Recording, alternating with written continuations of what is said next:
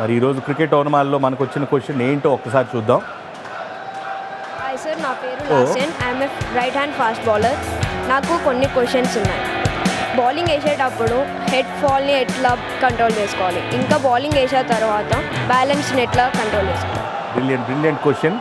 So ఎక్కువ యంగ్స్టర్స్లో చిన్నప్పుడే corrections చేయాలని చెప్పి మాట్లాడుకుంటూ ఉంటాం. తెలుగులో సామెత ఉంది కదా, మొక్కై ఉన్నది వంగనిది మానై వంగుతుందా అని.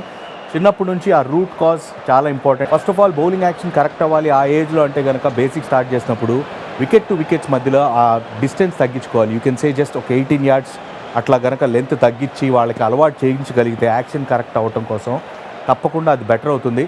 అండ్ ఇంకోటి ఏంటంటే నాన్ బౌలింగ్ ఆర్మ్ పైన ఎక్కువ ఫోకస్ చేయాలి. నాన్ బౌలింగ్ ఆర్మ్ చాలా ఇంపార్టెంట్.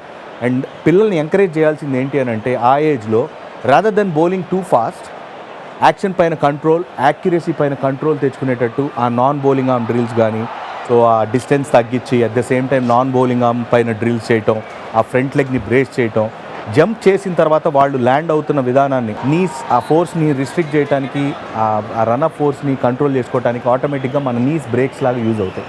సో ఆటోమేటిక్గా కాస్త నీ బెండ్ అవుతూ అలా ముందుకు వెళ్తే ఆ ఫాలో త్రూలో ఆ కంట్రోల్ అనేది వస్తుంది. అండ్ ఇంకోటి ఏంటంటే ఎప్పుడైతే మీరు హెడ్ ఫాల్ ఉంటుందో, ఇంతకుముందు మనం ఆ డ్రిల్స్ గురించి మాట్లాడాం, ఆ టువర్డ్స్ ద టార్గెట్ పరిగెట్టగలిగినప్పుడు, ఆ హెడ్ స్టేబుల్గా ఉంచినప్పుడు మీకు ఆ రన్అప్ పైన కంట్రోల్ అనేది దొరుకుతుంది.